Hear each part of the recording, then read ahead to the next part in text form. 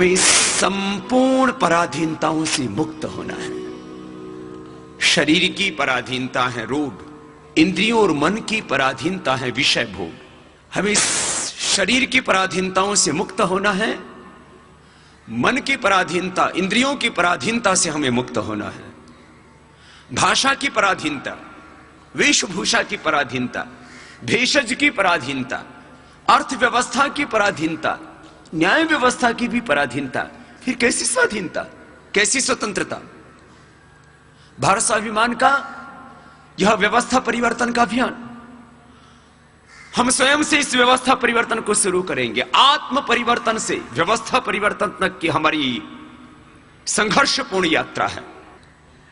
व्यवस्थागत पराधीनताएं, विचारगत पराधीनताएं, इन समस्त बंधनों से हमें मुक्त होना है और पूर्ण स्वाधीनता, पूर्ण स्वतंत्रता हमको पानी है। स्वाधीनता ही सुख, समृद्धि, शांति और वैभव का आधार होती है। आज हम जहां जी रहे हैं उसका मंथन करें, चिंतन करें। क्या हम सच्चे अर्थों में स्वाधीन हैं? कहां कहां छाई है हमारे जीवन में, हमारी व्यवस्थाओं में, हमारे राष्ट्र में पराधीनता, गुलामी? इसी विषय में संवाद करने के लिए मैं भाई राजीव जी को आमंत्रित करता हूं कि किस तरह से हम गुलामी की निशानियों को मिटाएं और संपूर्ण स्वाधीनता पाएं। अगर हम भौतिक रूप से देखेंगे तो भारत 15 अगस्त 1947 को आजाद हुआ, लेकिन जैसे किसी का शरीर होता है जो भौतिक इकाई है, ऐसे शरीर की एक और इकाई होती है जिसको हम आत्मा कहते हैं, मन कहते हैं। बिना आत्मा और बिना मन के शरीर का अस्तित्व नहीं है। वैसे ही राष्ट्र का होता है।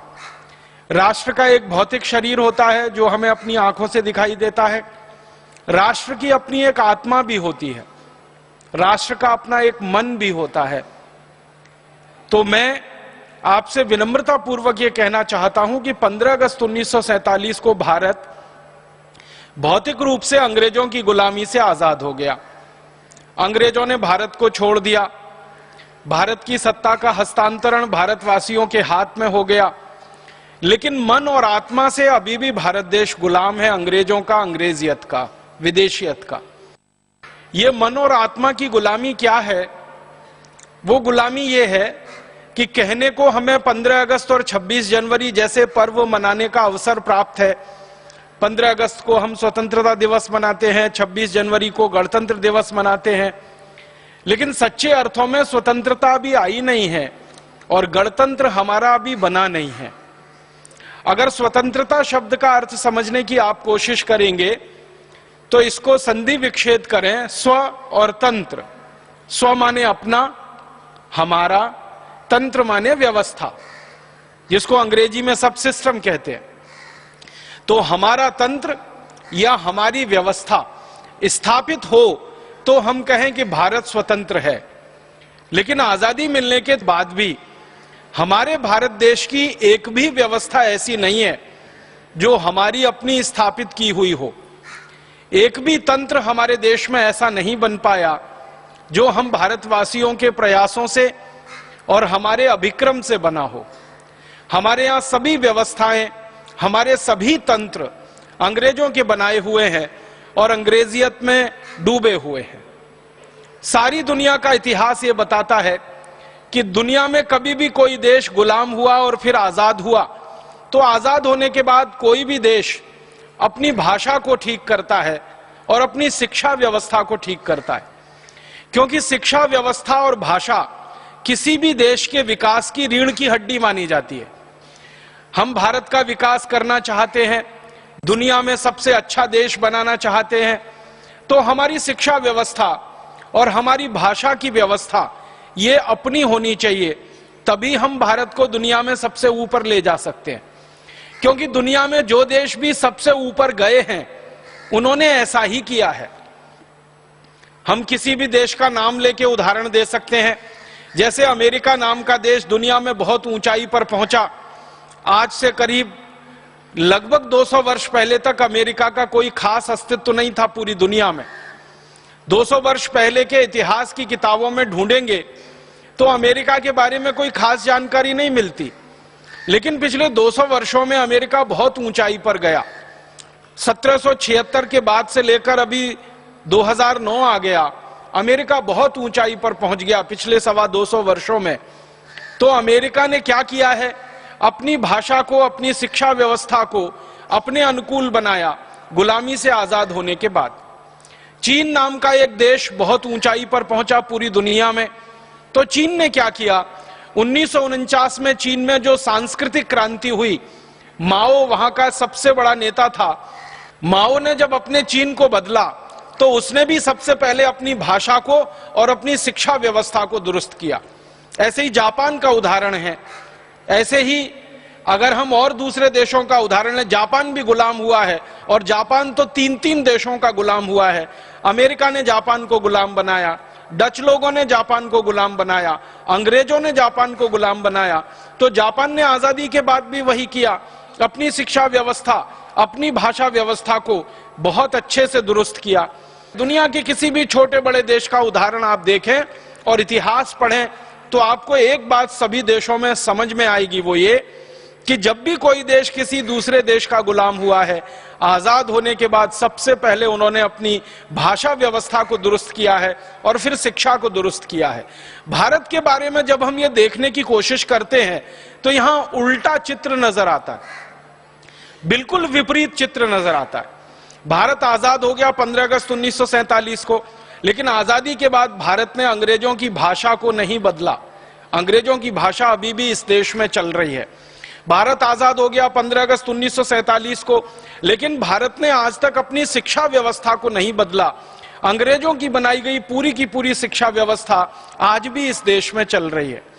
आप अक्सर एक नाम सुनते होंगे, आपस में बातचीत होती है, अखबारों में खबरें छपती हैं, टेलीविजन पे खबरें आती हैं, तो एक नाम अक्सर चर्चा में आता है, मैकॉले।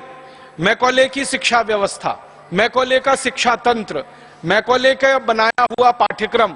ये मैकॉले नाम का एक अंग्रेज अधिकारी 1840 के साल में भारत में शिक्षा के लिए एक पाठ्यक्रम तय करके चला गया। वो अधिकारी मर गया। उस अधिकारी के मरने के बाद अंग्रेज यहां से चले गए और उनकी कई पीढ़ियां चली गईं। लेकिन 1840 में जो शिक्षा का पाठ्यक्रम मैकॉले ने तय कर दिया, वो पाठ्यक्रम भारत की आजादी के बाद चल रहा है। ये बहुत अफसोस की बात है। मैकॉले ये कहता था कि भारत में ऐसी शिक्षा व्यवस्था लागू करनी है जिसको पढ़ने के बाद भारतवासी शरीर से दिखने में भारतीय भले हों, लेकिन आत्मा से और मन से अंग्रेजियत से भर जाएं और अंग्रेजों जैसे हो जाएं। जब हम आत्मा और मन से अंग्रेजों जैसे हो जाएंगे तो वो कहता था कि हमें फिर भारत को गुलाम बनाने के लिए कोई ज्यादा प्रयास नहीं करने पड़ेंगे। भारतवासी बहुत आसानी से और सहजता से हमारे गुलाम हो जाएंगे। तो ऐसी शिक्षा व्यवस्था मैकॉले छोड़कर गया, वो अभी भी इस देश में चल रही है। दुख है, दुर्भाग्य है, मैकॉले ने इस देश में एक कॉन्वेंट स्कूल खोला था। कलकत्ता में वो पहले खुला था, अब जिसको हम कोलकाता कहने लगे हैं। वो एक कॉन्वेंट स्कूल अब बढ़ते बढ़ते हजारों की संख्या में पहुंच गए। अब भारत में गांव-गांव, गली-गली, नगर-नगर कॉन्वेंट स्कूल खुल गए। कभी कभी मुझे लगता है कि मैकॉले का एक कॉन्वेंट स्कूल तो प्रतीकात्मक था अंग्रेजियत की व्यवस्था का, लेकिन हमारे तो कॉन्वेंट स्कूल पूरी की पूरी व्यवस्था के ही अंग बन गए हैं। मुझे और एक अफसोस की बात आपसे कहनी है, वो ये कि अंग्रेजों ने जिस शिक्षा व्यवस्था को भारत में लागू किया, वो शिक्षा व्यवस्था उन्होंने अपने देश में लागू नहीं की। आप अगर अंग्रेजों के देश में जाएंगे देखने और समझने के लिए, तो उनकी शिक्षा व्यवस्था भारत से बिल्कुल भिन्न है। भारत की शिक्षा व्यवस्था में अंग्रेजों ने विद्यार्थियों को एक निश्चित मानदंड के अनुसार फेल और पास होने का नियम बना रखा है। 33% या उससे ज्यादा मिले तो परीक्षा में पास है, और 33% से कम अंक मिले तो फेल है। ये अंग्रेजों का बनाया हुआ मानदंड है। और ये जो परीक्षा व्यवस्था हमारे यहाँ चल रही है, ये भी पूरी अंग्रेजों की बनाई हुई है। साल भर विद्यार्थियों को कुछ रटाना, फिर 1-2 दिन में उनको वो सब लिखवा लेना, और रट के वो लिख देंगे कॉपी में। 100 में से 98, 99, 95, 96 जो भी नंबर आ जाएं, उसके अनुसार विद्यार्थी का आकलन करना कि ये होशियार है या ये मूर्ख है। अंग्रेजों के देश में जाकर आप देखेंगे तो पूरी परीक्षा पद्धति उन्होंने बदल रखी है। अंकों के आधार पर अंग्रेजों के देश में किसी भी विद्यार्थी का आकलन नहीं होता। और अंग्रेज ही क्यों, फ्रांसीसियों के देश में किसी विद्यार्थी का आकलन अंकों के आधार पर नहीं होता, जर्मनी में किसी विद्यार्थी का आकलन अंकों के आधार पर नहीं होता, अमेरिका में किसी विद्यार्थी का आकलन अंकों के आधार पर नहीं होता। माने अंग्रेजों ने जो कुछ हमारे देश में चलाया उसको अपने देश में उन्होंने नहीं अपनाया, क्योंकि वो जानते हैं कि ये आकलन की पद्धति पूरी गलत है। इसमें विद्यार्थी फेल और पास नहीं होता है, पूरी शिक्षा व्यवस्था फेल और पास होती है। हमारे देश में मैकॉले के द्वारा जो विषय तय किए गए उनमें से एक इतिहास विषय, जिसमें मैकॉले ने यह कहा कि भारतवासियों को सच्चा इतिहास उनका नहीं बताना है, क्योंकि इनको गुलाम बना के रखना है, इसलिए इतिहास को विकृत करके भारत में पढ़ाया जाना चाहिए। तो भारत के इतिहास को पूरी तरह से उन्होंने विकृत कर दिया। सबसे बड़ी विकृति जो हमारे इतिहास में अंग्रेजों ने डाली, जो आज तक जहर बनकर हमारे खून में घूम रही है, वो विकृति ये है कि हम भारतवासी आर्य कहीं बाहर से आए। सारी दुनिया में शोध हो चुका है कि आर्य नाम की कोई जाति भारत को छोड़कर दुनिया में कहीं नहीं थी, तो बाहर से कहां से आ गए हम। फिर हमको कहा गया कि हम सेंट्रल एशिया से आए, मध्य एशिया से आए। मध्य एशिया में जो जातियां इस समय निवास करती हैं उन सभी जातियों के डीएनए लिए गए। डीएनए आप समझते हैं, जिसका टेस्ट करके कोई भी बात की पक्की सूचना ली जाती है।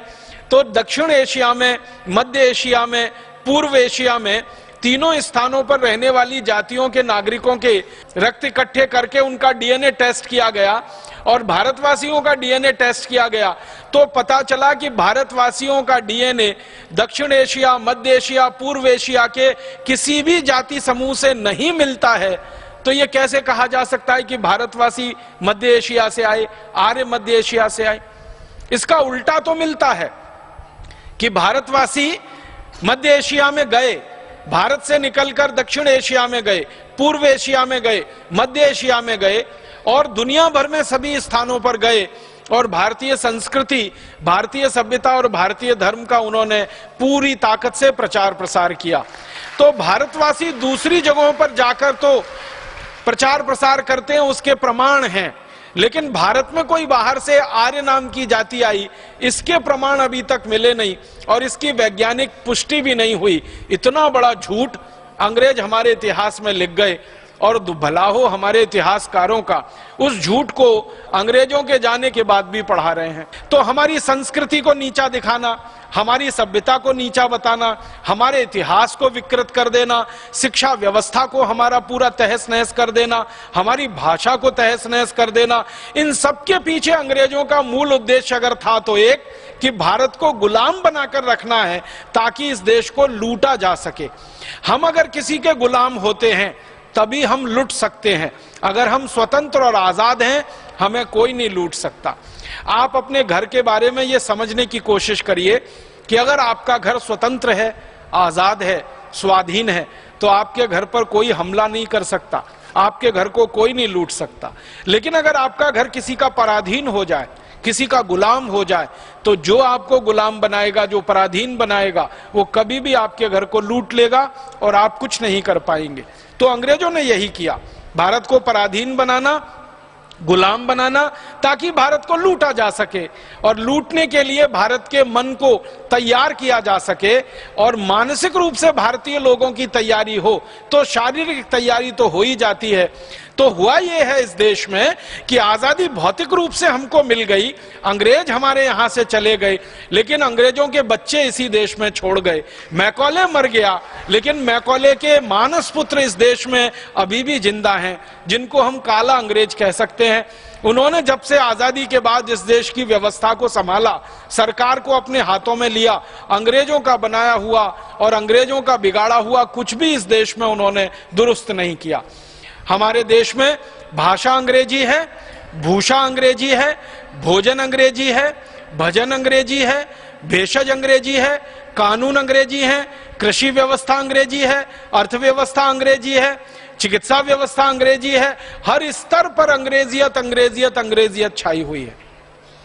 एक दो उदाहरण से मैं मेरी बात और से स्पष्ट करता हूं। अंग्रेज गए तो जाने के समय उन्होंने 34,735 कानून इस देश में छोड़े, जो उन्होंने कभी भारत को गुलाम बनाने के लिए बनाए थे। अंग्रेजों का एक तरीका था कि भारत को गुलाम बनाना है तो एक तरीका तो यह है कि सीधे मारो, पीटो और लूटो और उनको गुलाम बना के रखो ताकत से। एक तरीका यह है कि मारना, पीटना और लूटना हर समय संभव नहीं होता, तो कानून बनाकर गुलाम बना के रखो।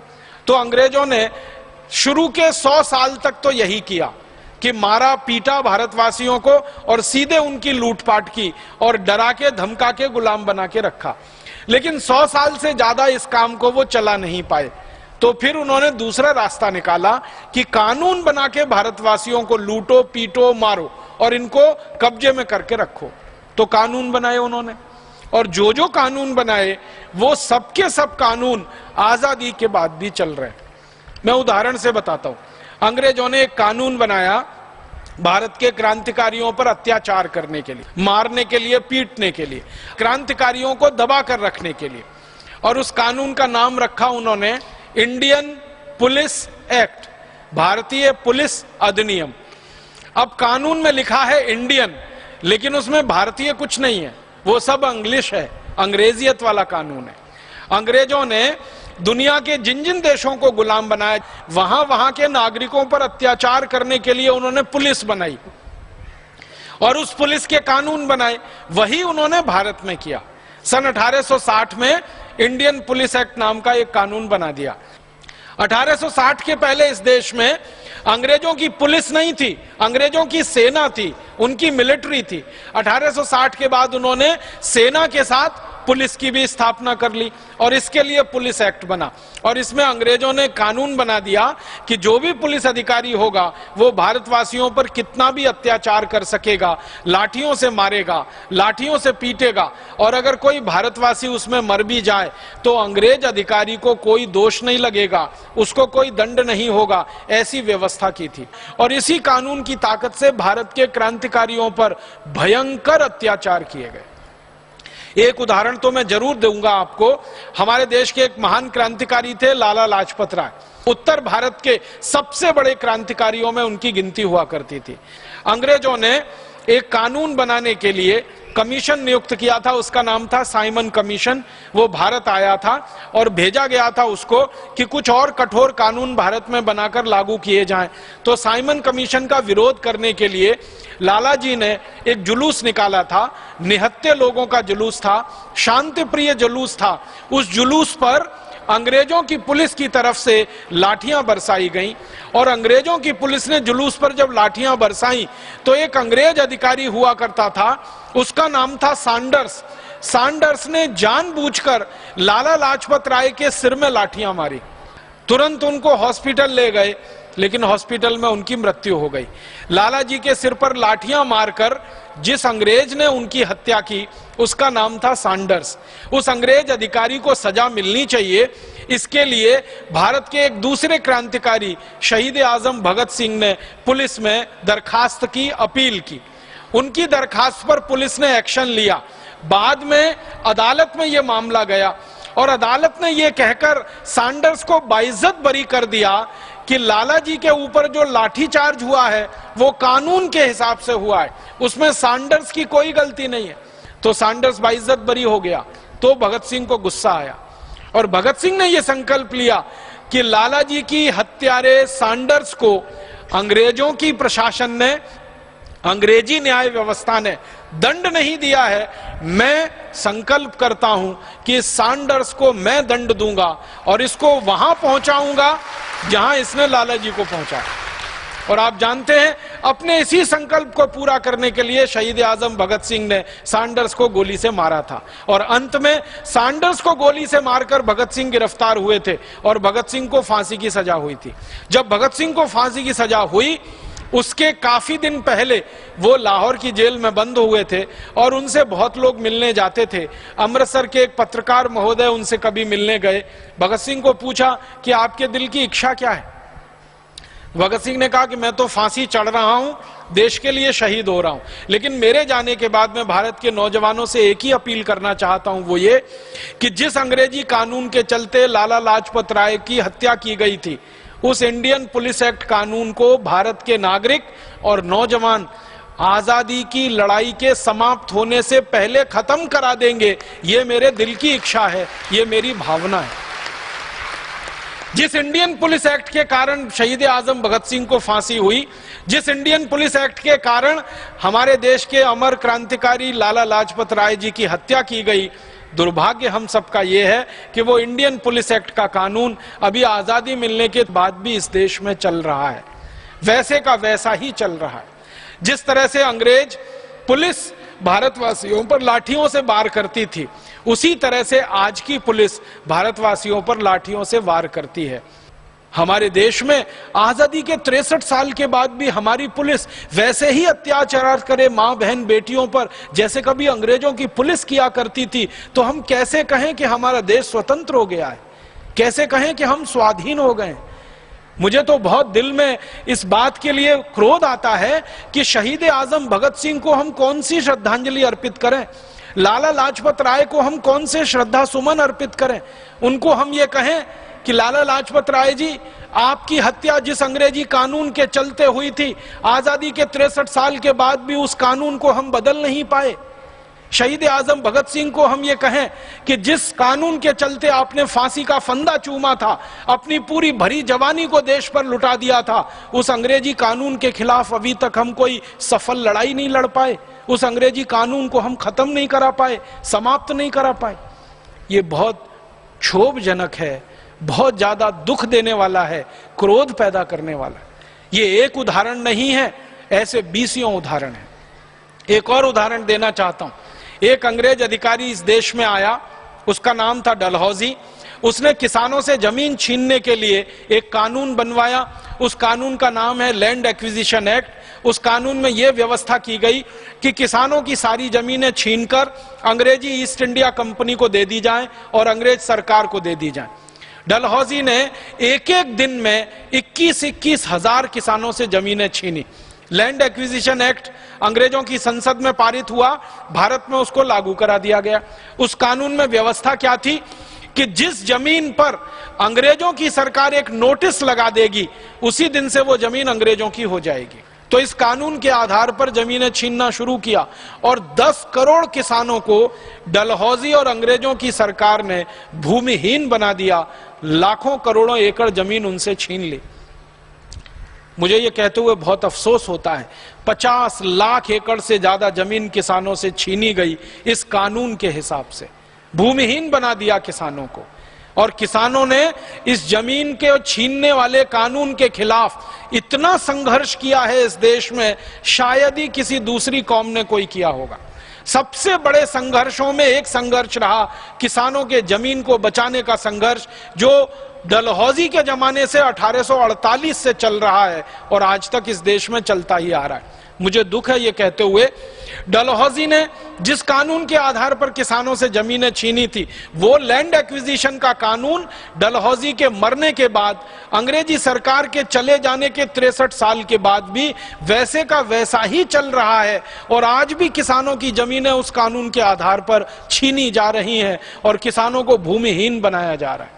आप जानते हैं, कभी भी सरकार का नोटिस आता है और गांव का गांव खाली करा दिया जाता है और गांव वालों को कहा जाता है तुम कहीं और चले जाओ, तुम कहीं और बस जाओ, ये जमीन सरकार को चाहिए क्योंकि इस जमीन पर शराब का कारखाना लगाना है, ये जमीन सरकार को चाहिए क्योंकि विदेशी कंपनियों को यहां कोई कारखाना लगाना है, ये जमीन सरकार को चाहिए क्योंकि भारत के बाहर के आए हुए कोई पूंजी निवेशक लोगों को ये जमीन की जरूरत है। किसानों से जमीनें छीनी जाती हैं। अगर हमारे देश में डलहौजी किसानों से जमीनें छीनता था और आजादी के 63 साल के बाद भी किसानों से जमीनें छिन रही हैं, तो हम कैसे कहें कि देश आजाद हो गया, देश स्वतंत्र हो गया या देश स्वाधीन हो गया। और ऐसे 20 नहीं, सैकड़ों नहीं, हजारों कानून हैं। अंग्रेजों का एक कानून है इंडियन इनकम टैक्स एक्ट, जो उन्होंने लगाया इस देश के नागरिकों पर कि ज्यादा से ज्यादा पैसा छीनो, जब 1857 में क्रांति हुई थी ना, उस समय अंग्रेजों की संसद में एक बार बहस हुई कि भारत में यह क्रांति सफल कैसे हुई।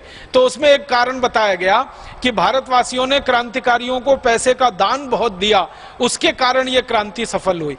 तो अंग्रेजों ने पता लगाया कि भारत के क्रांतिकारियों को कितना दान मिला। तो 1857 की क्रांति में अंग्रेजों के आंकड़ों के अनुसार भारतीय क्रांतिवीरों को 480 करोड़ रुपए का दान मिला था उस समय।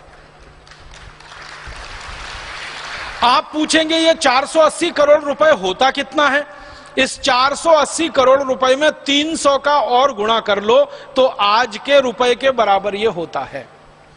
480 करोड़ में 300 का और गुणा कर लो तो 2009 के रुपए के बराबर ये होता है, क्योंकि 1857 के रुपए की कीमत 2009 के 300 रुपए के बराबर है लगभग। तो इतना बड़ा धन क्रांतिकारियों को दान में मिला। तो अंग्रेजों की संसद की आंखें फटी रह गईं कि भारतवासियों के पास इसका माने दान करने के लिए पैसा है, तो भारतवासी आगे भी क्रांतिकारियों को दान करेंगे। तो अंग्रेजों की संसद ने फैसला लिया कि जितना भी पैसा भारतवासियों के पास है ये सब छीन लो उनके हाथ से, ताकि दोबारा ये क्रांतिवीरों को दान न कर सके और दूसरी कोई क्रांति भारत में ना हो सके। उसके लिए अंग्रेजों ने कानून बना दिया, उसका नाम रख दिया इंडियन इनकम टैक्स एक्ट। माने भारतवासियों की जो आमदनी है उस आमदनी के ऊपर टैक्स, सारा पैसा भारतवासियों से लूट लेना ताकि भारतवासियों के हाथ में कुछ ना बचे तो वो क्रांतिकारियों को दान ना दे सकें। इसके लिए इनकम टैक्स का कानून आया इस देश में। अब मुझे बहुत दुख है ये कहते हुए कि अंग्रेजों ने जो लूटने का कानून बनाया था वो कानून आजादी के 63 साल के बाद भी चल रहा है, इंडियन इनकम टैक्स के नाम से ही चल रहा है और आज भी भारतवासियों से धन लूटा जा रहा है। अंग्रेजों ने सेंट्रल एक्साइज एक्ट बनाया, कोई भी भारतवासी किसी वस्तु का उत्पादन करे तो उस पर 350% एक्साइज ड्यूटी। अंग्रेजों ने सेल्स टैक्स लगाया, अंग्रेजों ने रोड टैक्स लगाया, टोल टैक्स लगाया, म्युनिसिपल कॉरपोरेशन का टैक्स लगाया और ऐसे 23 तरह के टैक्स कानून लगाकर इस देश के नागरिकों को जमकर लूटा लगभग 190 वर्षों तक। अब अंग्रेजों ने ये सब कानून बनाए थे भारत को लूटने के लिए, तो आजादी के बाद होना ये चाहिए था कि ये सारे कानून खत्म किए जाएं, इनकम टैक्स खत्म किया जाए, सेंट्रल एक्साइज खत्म किया जाए, रोड टैक्स टोल टैक्स खत्म किया जाए, म्युनिसिपल कॉरपोरेशन का टैक्स खत्म किया जाए। तो होना तो ये चाहिए था कि अंग्रेजों के लगाए गए 23 तरह के टैक्स खत्म किए जाएं, लेकिन हमारे काले अंग्रेजों ने इसका उल्टा किया। अंग्रेजों के जाने के 63 साल के बाद काले अंग्रेजों ने अब इस देश पर 64 तरह के टैक्स लगा रखे हैं।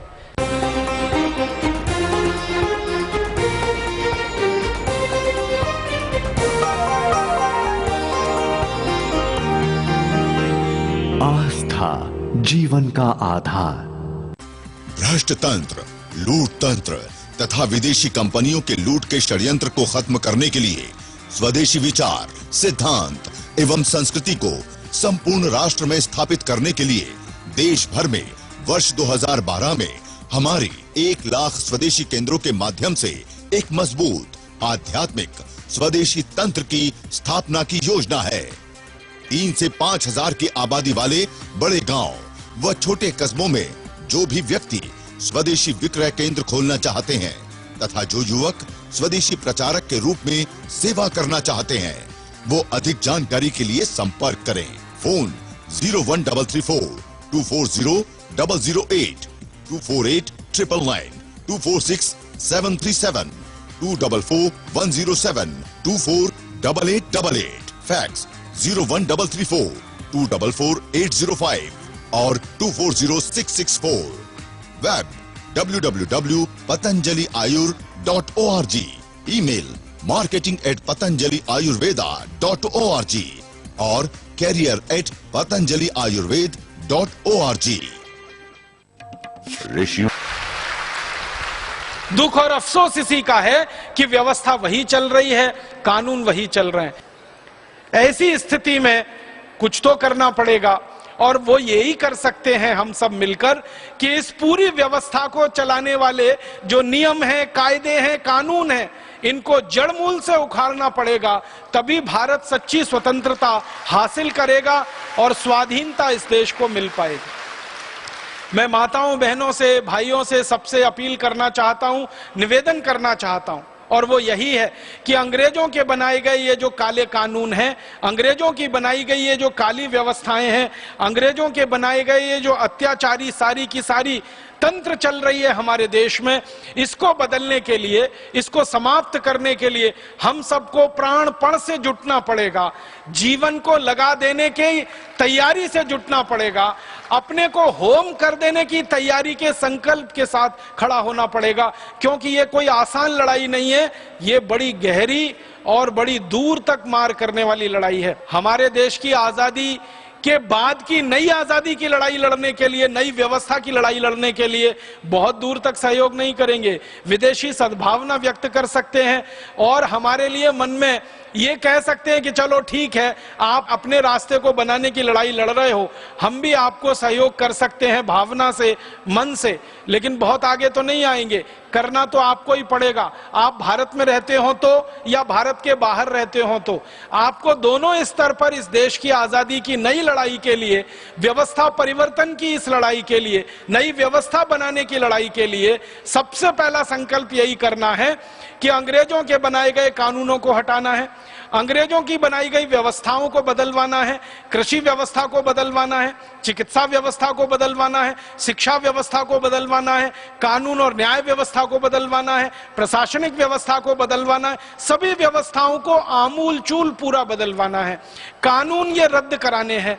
अब आप जानते हैं कि कानून को रद्द कराना और नया कानून बनाना ये संसद करती है या विधानसभाएं करती हैं। तो संसद और विधानसभाओं में ऐसे लोगों को भेजना पड़ेगा कि जो हमारी इस बात से सहमत हो कि अंग्रेजों के बनाए गए सारे कानून रद्द होने चाहिए और उनके स्थान पर नए कानून बनने चाहिए। या तो संसद और विधानसभाओं में आज जो लोग बैठे हुए हैं उनको इस बात से सहमत कराना पड़ेगा कि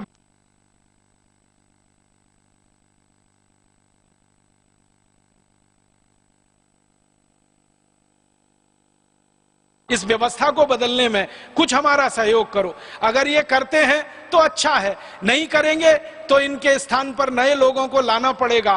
काम तो ये करवाना ही है, ये लोग करें या इनके स्थान पर आए हुए नए लोग करें, और ये काम होगा संसद और विधानसभाओं से।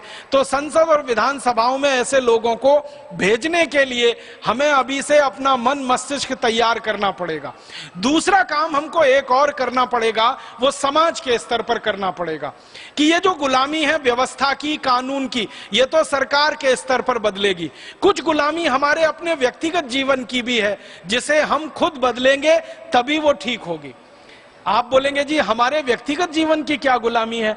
हम अपने व्यक्तिगत जीवन में अंग्रेजों का बहुत सारा नकल करते हैं, उनके आचरण का। हमारी पोशाक अंग्रेजों वाली हो गई है, हमारा खान पान अंग्रेजों वाला हो गया, हमारा आचरण व्यवहार अंग्रेजों वाला हो गया है। हर तरफ हम देखते हैं कि अंग्रेजियत में डूबे हुए लोग भारत के दिखाई देते हैं। आप जानते हैं अंग्रेजों की पोशाक है कोट, पैंट, टाई और उसके बाद नेक टाई, क्योंकि अंग्रेजों का देश ठंडा देश है। ठंडे देश में शरीर को सर्दी ज्यादा लगती है, हर समय ठंडी हवाएं चलती हैं, तो गर्म सूट और टाई और कोट पहनना, 3 पीस सूट पहनना, उसके बाद ऊपर से टाई लगाकर गले को बंद कर लेना ताकि ठंडी हवा अंदर ना जा सके, ये अंग्रेजों की मजबूरी है। अपनी इस मजबूरी को पूर्ति करने के लिए उन्होंने सूट का आविष्कार किया, कोट बनाया, पैंट बनाया, जैकेट बनाया, 3 पीस सूट बनाया, टाई बनाई, फिर ओवरकोट बनाया, फिर हैट बनाया ताकि कान ढके रहें। ये सब कुछ उन्होंने अपने जलवायु और मौसम की अनुकूलता के अनुसार किया ताकि उनको ठंड से बचाव करना, क्योंकि अंग्रेजों के देश में सबसे ज्यादा लोग ठंड से ही मरे हैं। आपको मालूम है कि साल में 6-7 महीने सूरज नहीं निकलता। इंग्लैंड में और यूरोप में साल में 6-7 महीने सूरज नहीं निकलता, कभी कभी 8 महीने नहीं निकलता। बर्फ पड़ती है और खेतों में जमा हो जाती है, सड़क पर 5-5 फीट बर्फ, कभी कभी 10-10 फीट बर्फ जमा हो जाती है। पूरी सरकार का एक ही काम होता है उस समय बर्फ को सड़क से हटाना और फिर रास्ते को सुयोग्य बनाना। तो जिन देशों में बर्फ बहुत पड़ती हो, ठंडी हवाएं बहुत चलती हो, सूरज का धूप ना निकलता हो, धूप के दर्शन के लिए वो तरसते हो, वहां के लोगों को हमेशा कपड़े ऐसे ही पहनने पड़ेंगे जो ठंडी हवाओं से उनको बचा सकें और शरीर में गर्मी ला सकें।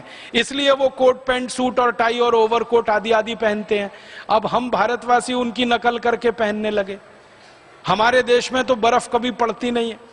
बिहार में तो मैंने कभी नहीं सुना कि बर्फ पड़ती है।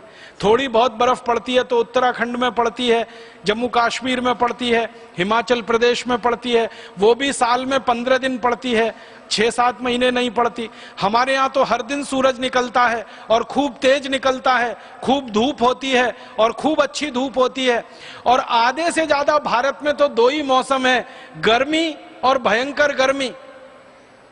आप तो बिहार के वासी हैं, आपको तो मालूम है 50 डिग्री तापमान हो जाता है बिहार के कई शहरों का। अब ऐसे जहां देश में 50 डिग्री सेंटीग्रेड तापमान हो जाता हो, वहां के लोग कोट पहनना शुरू कर दें, टाई लगाना शुरू कर दें, जैकेट पहनना शुरू कर दें, ओवरकोट लादना शुरू कर दें और टाई के ऊपर नेक टाई लगा लें और सारे गले को खूब अच्छे से बंद कर लें। गर्मी अंदर ही अंदर लगे, पसीना अंदर ही अंदर हो और अंदर गर्मी और पसीने से इतने परेशान हो कि सब कुछ खोल देने का मन करता हो, फिर भी उसको ना खोलें तो उनको क्या कहेंगे? अंग्रेजों की अंग्रेजी तो कह सकते हैं। मुझे कई बार ये दृश्य देखने को मिलते हैं इस देश में, बहुत हंसी भी आती है और रोना भी आता है। जून की भयंकर गर्मी में शादी हो रही है, दूल्हे राजा 3 पीस सूट और टाई लगा के घोड़े पे चढ़ के बैठे हुए हैं। भयंकर जून की गर्मी में, चिलचिलाती धूप में 3 पीस सूट और टाई लगा के दूल्हे राजा हैं। अंदर पसीना पसीना पसीना पसीना हो रहा है और दूल्हे राजा कह रहे हवा कर भाई, हवा कर। अरे भाई ये कोट उतार के फेंक दे। नहीं फेंकूंगा, क्योंकि आज ही पहनना है, क्योंकि आज ही मुझे सुपर इडियट दिखना है और सुपर इडियट बनना है। तो हमारे देश में ये जो भूषा की गुलामी है, ये हमें व्यक्तिगत स्तर पे बदलनी है। मैं हाथ जोड़कर निवेदन करता हूं भारत स्वाभिमान के सभी कार्यकर्ता भाइयों बहनों से कि अंग्रेजों की पोशाक को जितनी जल्दी छोड़ सकें छोड़ दें। तो आप बोलेंगे जी भारतीय पोशाक क्या है? कुर्ता पहनो, पायजामा पहनो, धोती पहनो, साड़ी पहनो, ये सब भारतीय पोशाकें हैं। बहनें तो अभी भी काफी भारतीय हैं क्योंकि वो तो साड़ी पहनती हैं या सलवार सूट। भाइयों में बहुत गड़बड़ी आई है, अपनी पत्नियों को तो साड़ी पहनाएंगे और खुद 3 पीस सूट और टाई लगा के जाएंगे उनके साथ। पत्नी भारतीय है, पति विदेशी है। कहते हैं पति पत्नी एक ही गाड़ी के 2 पहिए हैं, एक पहिया ट्रैक्टर का, दूसरा साइकिल का। कैसे चलेगी ये गाड़ी? तो हाथ जोड़कर भाइयों से विनती करता हूं कि अगर आपकी धर्म पत्नियों को आप साड़ी पहना रहे हैं तो आप ईमानदारी से धोती कुर्ता पहनिए, नहीं तो लुंगी कुर्ता पहनिए, नहीं तो भारतीय पोशाक पहनिए, कुर्ता पजामा पहनिए। ये नहीं चलेगा कि हमारी धर्म पत्नी भारतीय है और हम विदेशी हो जाए। तो भूषा की गुलामी छोड़िए, भाषा की गुलामी छोड़िए, फिर भोजन की गुलामी भी छोड़िए। भोजन में हमारी बहुत गुलामी आ गई है। अंग्रेज डबल रोटी खाते थे, पाव रोटी खाते थे, ब्रेड खाते थे। हमने भी खाना शुरू कर दिया। हमारे घरों में अब पाव रोटी आती है, डबल रोटी आती है, ब्रेड आती है। जिस घर में ताजा रोटी बनाने की हजारों लाखों साल की परंपरा हो, उस देश में 3-3 महीने पुरानी डबल रोटी और पाव रोटी आती है, वो भी सड़े मैदे की बनी हुई। जिसको बनता हुआ आप देख लेंगे तो कभी छूना पसंद नहीं करेंगे उसको। तो घर में से ये हटाइए पाव रोटी, डबल रोटी। ये अंग्रेजों की मजबूरी है कि उनको गेहूं के आटे से रोटी बनाना नहीं आया आज तक। उन्होंने दुनिया में बहुत आविष्कार किए होंगे, रोटी बनाना नहीं सीख पाए वो अभी तक, शायद सीख भी नहीं पाएंगे अगले 100 साल में। गेहूं उनके यहाँ होता है, गेहूं हमारे यहाँ भी होता है। उसी गेहूं से हम आटा बनाते हैं, उस गेहूं से वो भी आटा बनाते हैं। उस आटे से हम रोटी बना लेते हैं, उस आटे को सड़ा के वो पाव रोटी और डबल रोटी बना लेते हैं। हम उसी आटे से रोटी की कितनी तरह की रोटियां बना सकते हैं, पराठे बना सकते हैं, पूड़ी बना सकते हैं, कचौड़ी बना सकते हैं, 20 किस्म के पराठे, 20 किस्म की पूड़ी कचौड़ी। इतनी विविधता हमारे व्यंजन में जब है तो सड़ी हुई मैदे की डबल रोटी, पाव रोटी खाना ये कोई शान की बात नहीं है। ये अंग्रेजी भोजन है, तामसिक भोजन है, इसको जल्दी से जल्दी छोड़िए और अपने घर से इसको विदा करिए, इस अंग्रेजियत में से बाहर आइए। भोजन की गुलामी, ये पिज्जा है, बर्गर है, हॉट डॉग है, कोल्ड डॉग है, चाउमीन है, ये सब हटाइए, क्योंकि ये विदेशी भोजन हमारे लिए अनुकूल नहीं है। जिस देश में ये विकसित हुआ है उस देश के लिए थोड़ा अनुकूल हो सकता है, हमारे लिए तो बहुत प्रतिकूल है। तो भोजन की गुलामी ठीक करिए, भाषा की ठीक करिए, भेषज की ठीक करिए, भूषा की ठीक करिए, और अंत में अगर कर सकते हैं व्यक्तिगत जीवन में, तो ये भजन संगीत में भी काफी कुछ गुलामी आ गई है। हमारा संगीत शास्त्रीय संगीत है, राग रागनियों पर आधारित है, और शास्त्रीय संगीत का विकास लाखों करोड़ों वर्षों में हुआ है। वेदों में से निकला है हमारा संगीत। वेद जितने पुराने हैं, संगीत उतना ही पुराना है इस देश में। हमारे देश में वेदों से निकले हुए संगीत में जो गहराई है, दुनिया के किसी देश के संगीत में उतनी गहराई नहीं है। तो दूसरे देशों के संगीत में हम जाकर फंस गए। Rap music, pop music, Michael Jackson का म्यूजिक, बीथोवन का म्यूजिक, मोजार्ट का म्यूजिक, ये सारे के सारे म्यूजिक जो उनके समझ में शायद आते हैं या नहीं मुझे नहीं मालूम, हमारे समझ में तो बिल्कुल नहीं आते हैं। माइकल जैक्सन क्या गाता रहा इतने साल, मेरे समझ में उसकी एक लाइन अभी तक नहीं आई। क्या नाचता रहा इतने साल, आज तक समझ में नहीं आया कि वो नाच रहा था या सर्कस की कलाबाजियां दिखा रहा था।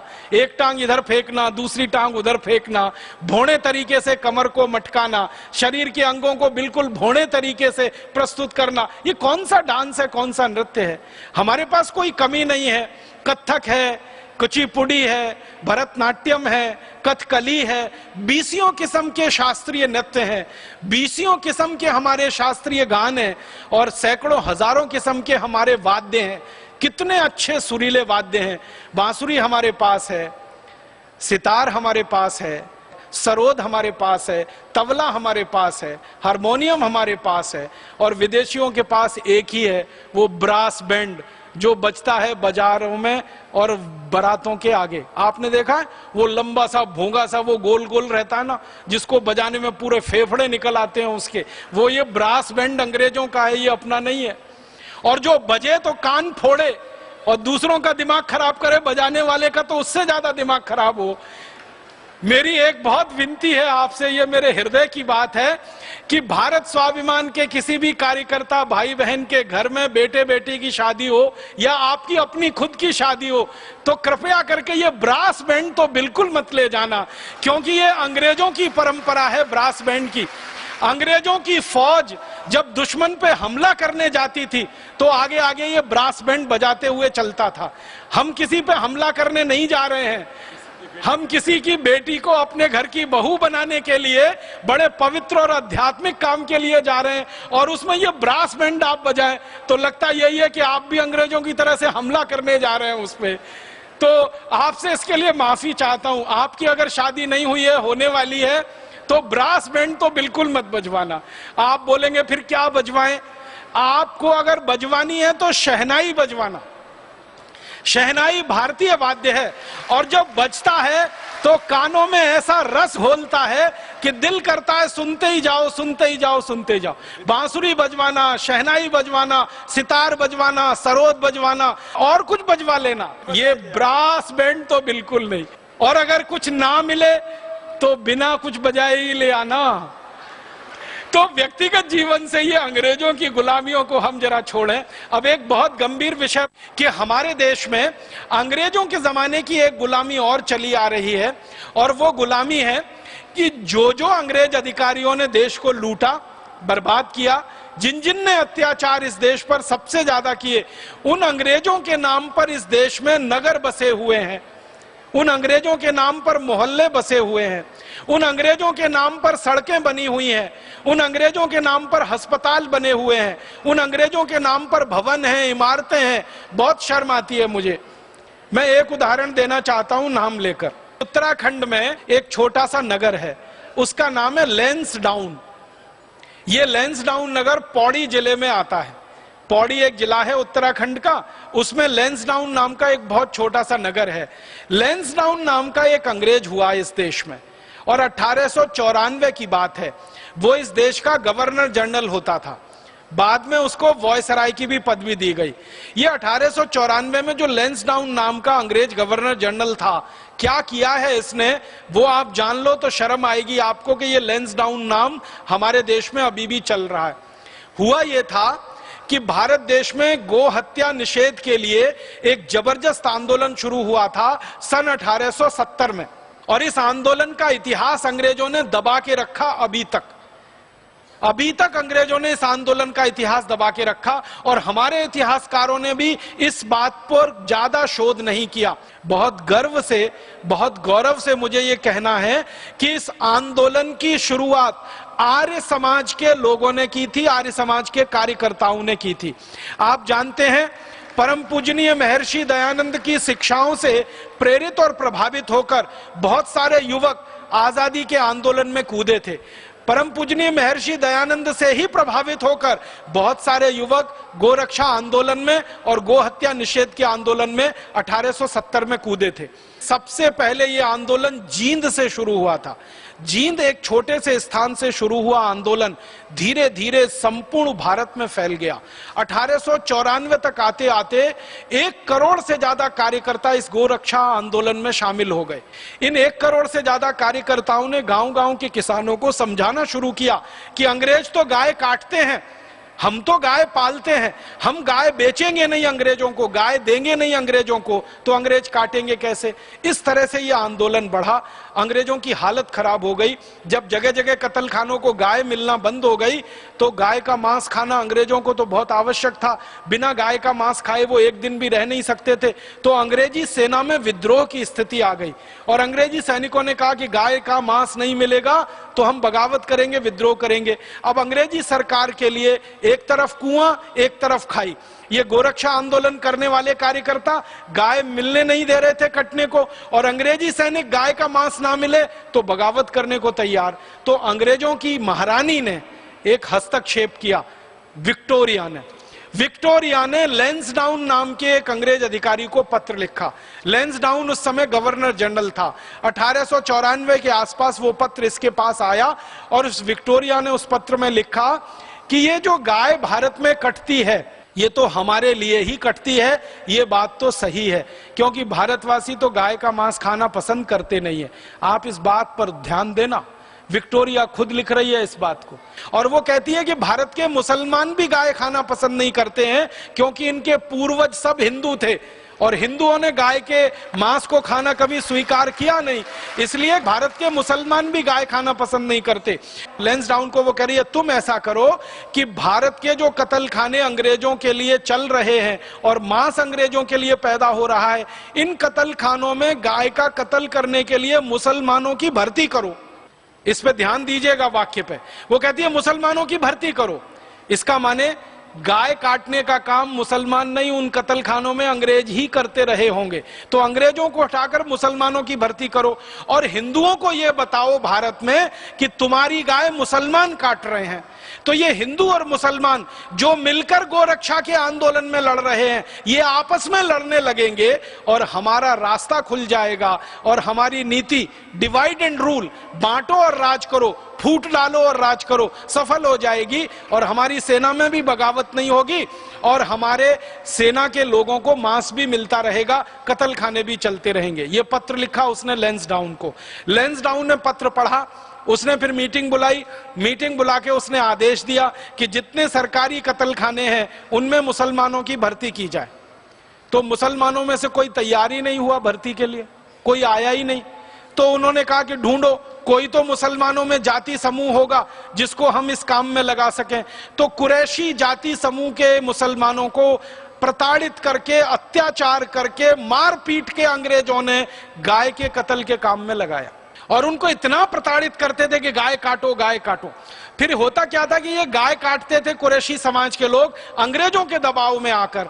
फिर अंग्रेज इसको पूरे देश में प्रचारित करते थे हिंदुओं के बीच में कि देखो तुम्हारी गाय तो मुसलमान काट रहे हैं। आपको सुनकर ताज्जुब होगा, जींद की जो गोरक्षा समिति 1870 में बनी उसमें 11 हिंदू थे और 7 मुसलमान थे। 18 लोगों की समिति थी। हर जगह गोरक्षा की समिति में हिंदू मुसलमान साथ में मिलकर काम कर रहे थे। विक्टोरिया ने लैंसडाउन को आदेश देकर लेकर, मुसलमानों से जबरदस्ती गाय कटवाकर, कुरैशी समाज के लोगों को दबाव डालकर एक घृणित काम शुरू किया। लैंसडाउन वो खतरनाक अंग्रेज अधिकारी था जिसने हिंदू मुसलमानों को लड़वाया और हिंदुओं को मुसलमानों के खिलाफ, मुसलमानों को हिंदुओं के खिलाफ बरगलाया। उस लैंसडाउन के नाम से इस उत्तराखंड में एक पूरा शहर बसा हुआ है, एक नगर बसा हुआ है, उसका नाम लैंसडाउन है। आत्मा को दुख होता है, कष्ट होता है, क्रोध आता है। मैं अपील करना चाहता हूं लैंसडाउन की नगर पालिका से, लैंसडाउन की नगर परिषद से, मैं अपील करना चाहता हूं उत्तराखंड के सरकार के मुख्यमंत्री से, उत्तराखंड की सरकार से अपील करना चाहता हूं कि जितनी जल्दी हो ये लैंसडाउन नाम के कलंक को, इस पाप को उत्तराखंड से जितनी जल्दी मिटा दिया जाए उतना अच्छा है। इसी तरह मुझे और एक बात कहनी है। एक बहुत खराब अंग्रेज जिसका जिक्र मैं पहले कर चुका हूं, डलहौजी, जिसने इस देश के किसानों की जमीनें हड़पी, 10 करोड़ से ज्यादा किसानों को जिसने पूरी तरह से भूमिहीन बनाया, इस देश की रियासतें हड़पी। आपको मालूम है डलहौजी वो सबसे खतरनाक लुटेरा था जो भारत के कोहिनूर हीरे को लूट कर लंदन ले गया। यही डलहौजी है जिसने कोहिनूर हीरा लूटा है इस देश का। एक तरफ किसानों को बर्बाद किया, दूसरी तरफ कोहिनूर हीरा लूटा। उस डलहौजी के नाम पर इस भारत में हिमाचल प्रदेश के चंबा जिले में पूरा एक शहर बसा हुआ है और उसका नाम ही डलहौजी है। बहुत शर्म आती है, बहुत अफसोस होता है। जिस डलहौजी का नाम लेना हम पसंद नहीं करेंगे, सपने में भी उसको पसंद नहीं करेंगे, उसको प्रत्यक्ष में नाम लेके बुलाना पड़ता है। इसी तरह से एक और नगर है, उसका नाम है मैक्लोडगंज। मैक्लोडगंज धर्मशाला जिले में है, वो भी हिमाचल प्रदेश में पड़ता है। मैक्लोड नाम का एक अंग्रेज हुआ करता था, सार्जेंट था, सेना में था, बहुत अत्याचार उसने किए हैं। उसके नाम पर नगर बसा हुआ है मैक्लोडगंज, इसका भी नाम हमें बदलना है। इसी तरह और एक नगर हमारे देश में है, उसका नाम है वास्को डिगामा, वो गोवा में है।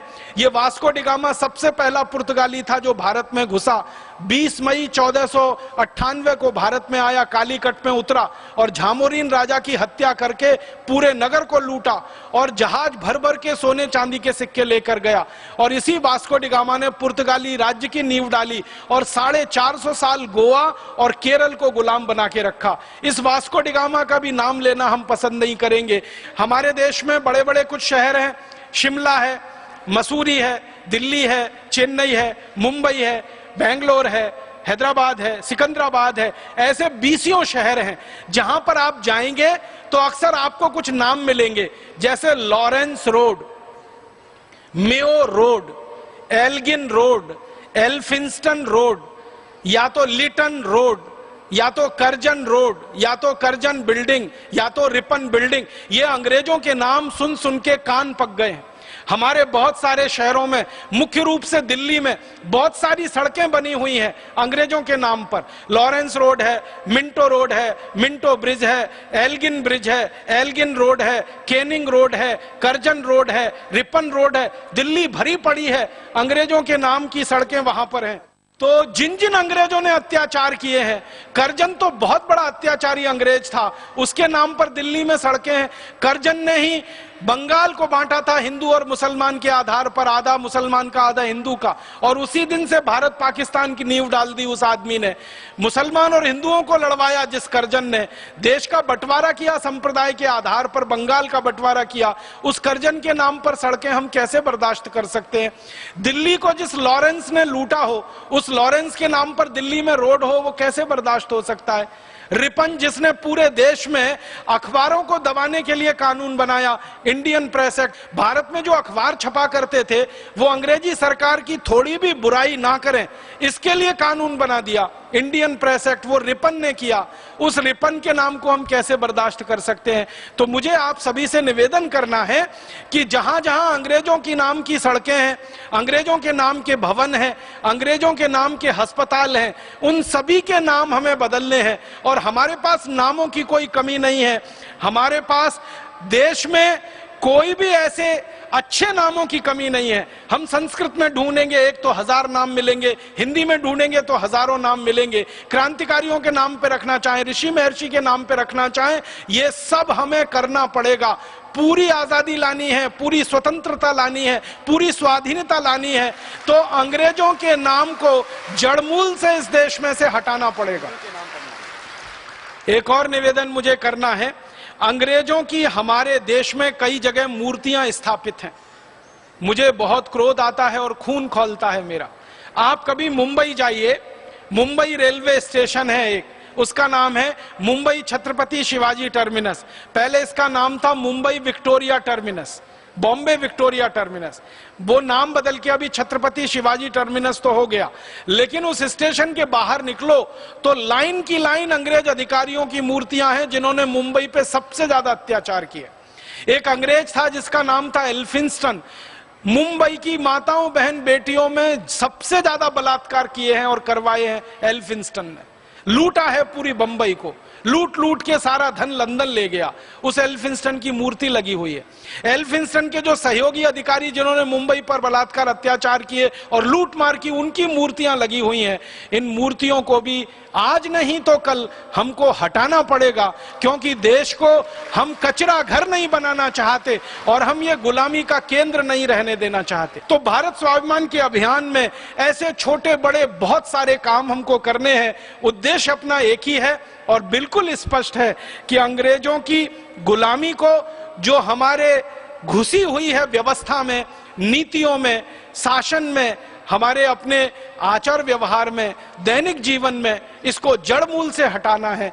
अपने व्यक्तिगत जीवन से अंग्रेजियत को हटाना है, अपने राष्ट्र जीवन से अंग्रेजियत को हटाना है, अपने व्यक्तिगत जीवन से अंग्रेजी भाषा को हटाना है, अपने राष्ट्र जीवन से भी अंग्रेजी भाषा को हटाना है, अपने व्यक्तिगत जीवन से अंग्रेजी भूषा को हटाना है, अपने राष्ट्र जीवन के एक एक स्तर से अंग्रेजियत को हटाना है। ईश्वर से प्रार्थना करता हूं कि वो हमको शक्ति दे, हमको साहस दे, हम में वीरता आए, हम में तेजस्विता आए और हम हमारे लक्ष्य की तरफ बिना रुके और बिना एक मिनट हिचके हुए बढ़ते ही जाएं और लक्ष्य पाकर ही हम हमारे को सांस को थामे या हमारे को आराम और विश्राम की स्थिति में लाएं। आपका बहुत आभार, बहुत धन्यवाद।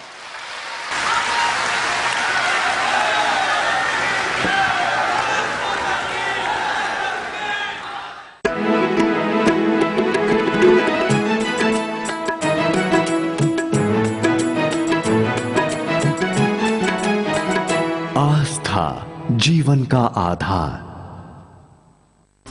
भ्रष्ट तंत्र, लूट तंत्र तथा विदेशी कंपनियों के लूट के षड्यंत्र को खत्म करने के लिए स्वदेशी विचार, सिद्धांत एवं संस्कृति को संपूर्ण राष्ट्र में स्थापित करने के लिए देश भर में वर्ष 2012 में हमारे 1 लाख स्वदेशी केंद्रों के माध्यम से एक मजबूत आध्यात्मिक स्वदेशी तंत्र की स्थापना की योजना है।